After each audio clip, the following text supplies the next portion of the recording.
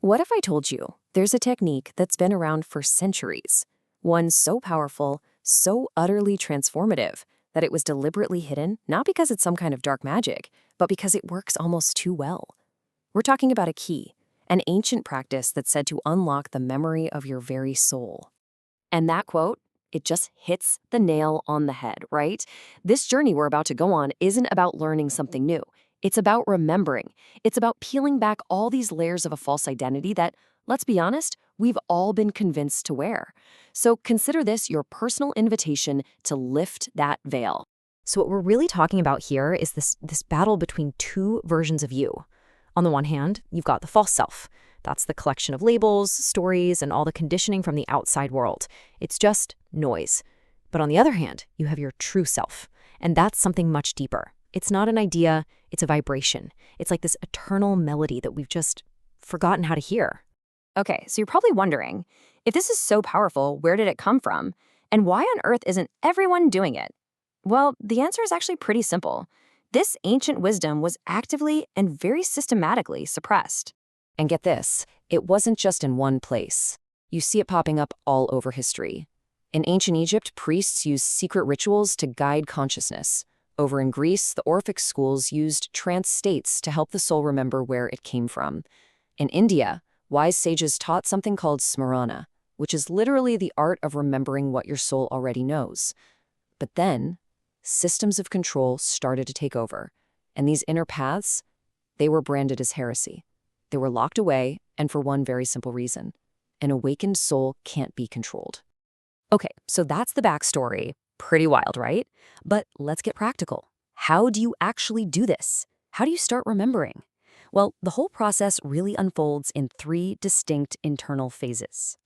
I love this way of thinking about it. Imagine your soul is a perfect song, a beautiful melody, but it's buried under layers and layers of static. The noise from society, old hurts, and beliefs that aren't even yours. This technique, it doesn't try to write a new song. It's simply the tuner. It clears away the interference so that original, perfect melody can finally play loud and clear again.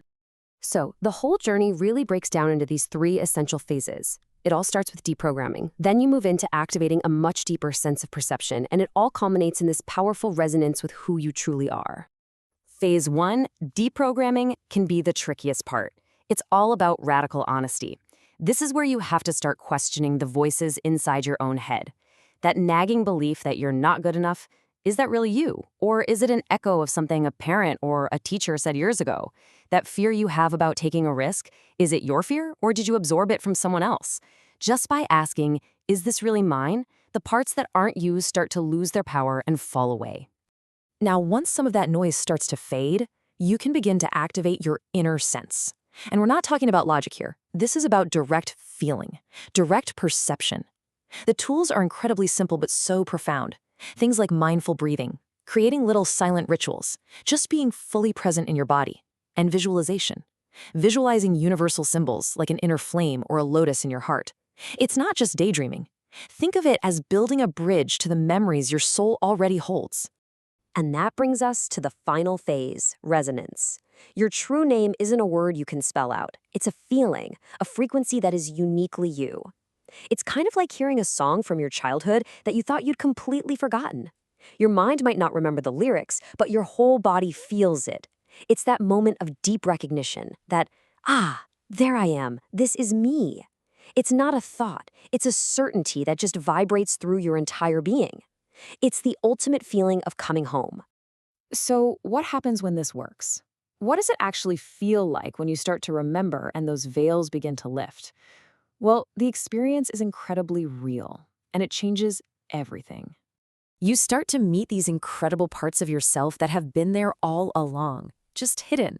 You meet the version of you that can love without any conditions, the you that trusts life without needing guarantees, the you that just knows things without having to learn them from a book. But, and this is so important, it's not all just love and light. True remembrance means you also have to be willing to face your shadow, the unhealed wounds, the mistakes. To embrace your whole soul, you have to look at all of it. This whole process can lead to what some people call a conscious trance. And look, that might sound a little out there, but it's not what you think. This isn't about spacing out or losing control. It's the complete opposite. It's a state of super focused, expanded awareness where your soul is finally in the driver's seat. The ego takes a step back, and you start seeing the world from this deeper, calmer, much more real center. And that feeling, that state of being, that's exactly why this whole thing was forbidden in the first place. Because it sets you free. It makes you immune to being controlled by fear or manipulation from the outside. It's a direct threat to any system that relies on you staying asleep and forgetting who you are. Okay, but awakening isn't some destination you arrive at. It's a whole new way of living, day in and day out. So let's bring this down to earth.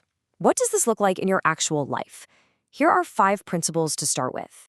First up, practice active silence. And I say active because this isn't just about turning off the TV. It's about intentionally carving out time for full, undivided attention to what's going on inside. It's in that quiet sanctuary that you can finally start to hear the echo of your soul's true name. Second, turn your actions into a ceremony. Seriously, whether you're making coffee, walking to your car, or listening to a friend, do it with complete presence. When you infuse even the smallest, most mundane actions with that centered awareness, they become little acts of remembrance that keep the connection strong. Third, be so mindful of what you're feeding your mind. The constant flood of news, social media, and just general distraction, it can completely bury your soul's memory again. You have to curate your mental environment.